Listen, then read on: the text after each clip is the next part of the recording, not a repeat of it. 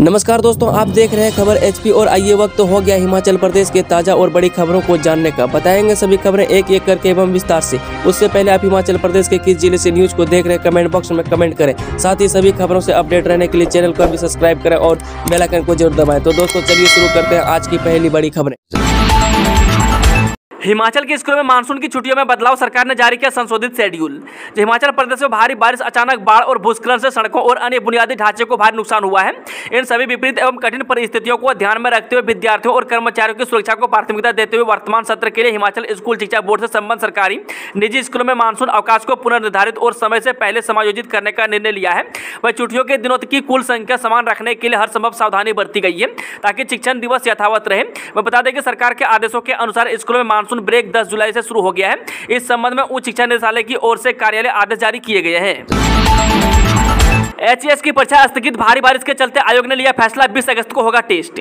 जब प्रदेश में खराब मौसम के चलते एचएएस की प्रीलिमिनरी परीक्षा भी स्थगित कर दी गई है। हिमाचल प्रदेश लोक सेवा आयोग ने मंगलवार को इस संबंध में आदेश जारी कर दिए हैं। वहीं बता दें कि आयोग के सचिव देवेंद्र कुमार रतन ने यह आदेश जारी किए हैं। वही गौर हो कि प्रदेश में एचएएस की प्रीलिमिनरी परीक्षा 23 जुलाई को आयोजित की जानी थी, लेकिन प्रदेश में भारी बारिश के चलते हाईवे व संपर्क मार्ग बंद होने के चलते लोक सेवा आयोग ने परीक्षा स्थगित करने का निर्णय लिया है। वहीं आदेशों में कहा गया है कि अब यह परीक्षा 20 अगस्त को होगी। अधिक जानकारी के लिए आवेदक लोक सेवा आयोग कार्यालय के संपर्क नंबर पर पता कर सकते हैं। डूब गया बंजार का संज बाजार, बाढ़ की भेंट चढ़ गई 30 घर 40 दुकानें, सीएम ने किया हवाई दौरा। जिला कुल्लू के उपमंडल बंजार के संज में पीन पार्वती नदी में आई बाढ़ के चलते भारी नुकसान हुआ है। यहां पर 40 दुकानें व 30 मकान बाढ़ की चपेट में आए हैं। वहीं मुख्यमंत्री सुखविंदर सुक्खू ने भी मंगलवार को हेलीकॉप्टर के माध्यम से जिला कुल्लू का एरियल सर्वे किया। इस दौरान उन्होंने मणिकर्ण, मनाली, कुल्लू, संज घाटी का हवाई दौरा किया और जिला प्रशासन के अधिकारी को तुरंत राहत देने के बारे में निर्देश जारी किए। वहीं पत्रकारों को संबोधित करते हुए मुख्यमंत्री सुखविंदर सुक्खू ने कहा कि संज घाटी में अभी और कितना नुकसान हुआ है, इसके बारे में पता लगाने के लिए हेलीकॉप्टर को वहां भेजा जा रहा है। विद्यार्थियों को राहत, हिमाचल के कॉलेजों में अब 15 जुलाई तक ले सकेंगे दाखिला, शिक्षा निदेशालय ने बढ़ाई तिथि। जब भारी बरसात के चलते सड़कें बंद होने से पेश आई मुश्किलों को देखते हुए शिक्षा विभाग ने कॉलेजों में स्नातक डिग्री कोर्स में प्रवेश के लिए तिथि 15 जुलाई तक बढ़ा दी है। वह निदेशक उच्चतर शिक्षा डॉक्टर अमरजीत कुमार शर्मा ने अधिसूचना जारी कर सभी कॉलेजों को सूचित कर दिया है। बता दें कि प्रवेश की बढ़ाई गई समय सीमा के आदेश हिमाचल प्रदेश विश्वविद्यालय और सरदार पटेल विश्वविद्यालय मंडी से संबंध निजी और सरकारी कॉलेजों पर लागू होंगे। सेब कार्टन बॉक्स पर जीएसटी कम करने के लिए हिमाचल ने बनाया दबाव। उद्योग मंत्री हर्षवर्धन चौहान ने मंगलवार को नई दिल्ली में आयोजित जीएसटी यानी वस्तु एवं सेवा कर परिषद की बैठक में भाग लिया और सेब कार्टन बॉक्स पर जीएसटी कम करने का मामला प्रमुखता से उठाया। बता दें कि उद्योग मंत्री ने सेब कार्टन बॉक्स पर जीएसटी कम न करने संबंधित निर्धारित समिति की संतुष्टि से असहमति जताई। उनके आग्रह पर परिषद अध्यक्ष ने समिति को इस मामले पर दोबारा विचार करने और परिषद की अगली बैठक में इसे प्रस्तुत करने को कहा है। वहीं उद्योग मंत्री ने इस बात पर जोर दिया है कि सेब सहित बागवानी संबंधित पैकिंग बॉक्स पर न्यूनतम दरों का प्रबंधन संभव है। बुधवार तक भूस्खलन से बंद 1250 सड़कों को बहाल करने का लक्ष्य, 800 मशीनें तैनात। लोक निर्माण मंत्री विक्रमादित्य सिंह ने कहा कि पिछले कुछ दिनों से प्रदेश में सड़कों की बहाली के लिए 800 मशीनें लगाई गई है। वही लगभग 1050 सड़कों को 12 जुलाई तक खोलने का लक्ष्य निर्धारित किया गया है। वही लगातार हो रही भारी बारिश से राष्ट्रीय राजमार्ग सहित अन्य सड़कों को काफी नुकसान पहुंचा है। उन्होंने कहा कि राष्ट्रीय राजमार्गों की बहाली के लिए केंद्रीय सड़क परिवहन मंत्री नितिन गडकरी से भी बात की गई है। वही प्रदेश सरकार के आग्रह पर केंद्र सरकार की ओर से NHAI सचिव को स्थिति का जायजा लेने के लिए भेजा गया है। कहा है कि विक्रमादित्य सिंह ने भारतीय राष्ट्रीय राजमार्ग प्राधिकरण के अधिकारियों के साथ बैठक की। जर्मन विकास बैंक की कार्यकारी समिति ने 50 करोड़ की वार्षिक योजना को दी मंजूरी।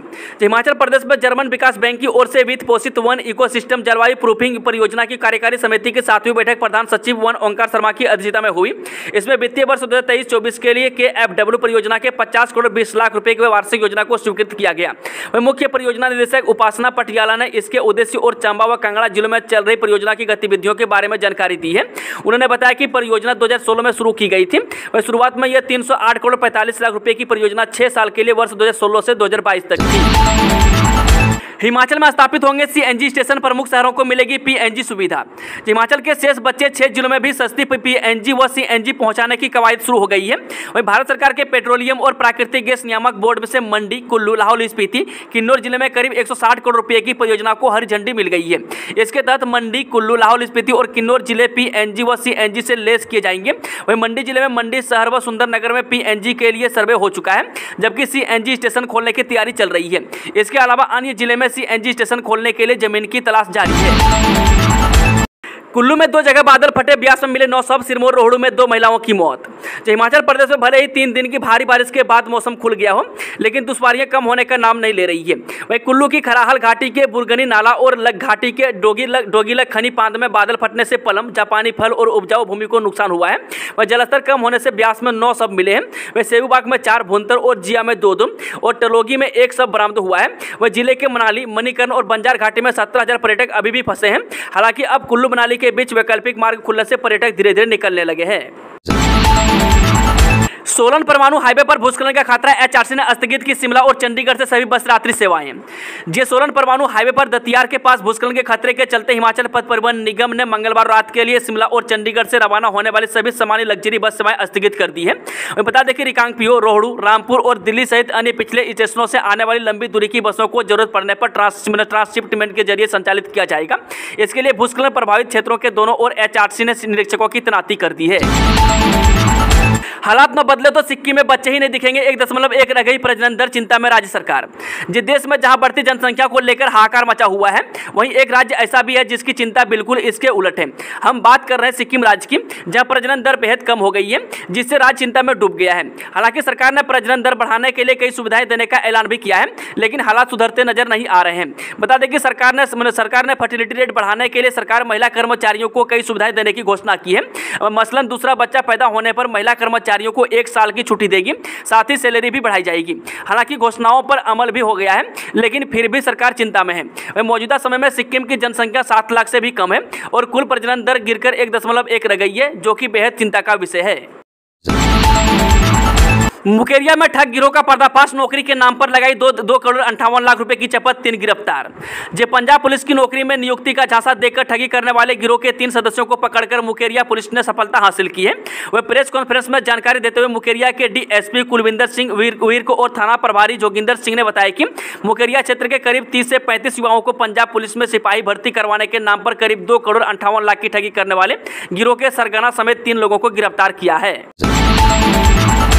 नवंबर में रामलला के दर्शन के लिए फ्लाइट से पहुंच सकेंगे श्रद्धालु, कोहरे में भी उतरेंगे विमान। जे प्रभु श्री राम की नगरी अयोध्या अब जल्द ही देश के कई बड़े शहरों से हवाई मार्ग के जरिए जुड़ जाएगी।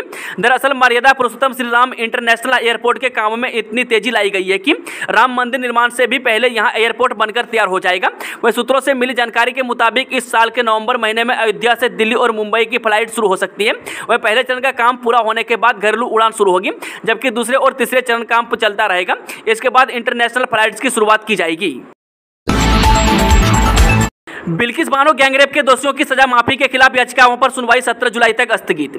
जिस सुप्रीम कोर्ट ने मंगलवार को बिल्किस बानो गैंगरेप और 7 लोगों की हत्या के मामले में सभी 11 दोषियों को दी गई छूट के खिलाफ दायर याचिका पर सुनवाई 17 जुलाई तक के लिए स्थगित कर दी है। बता दें कि सरकार ने मामले सजा काट रहे सभी दोषियों को पिछले साल सजा में छूट दी थी। चलिए मैं चलते हैं आज की आखिरी खबर। फ्रांस से अगली पीढ़ी के स्वदेशी fighter jet multi role helicopter के इंजन लेगा भारत, बातचीत अहम पड़ाव पर।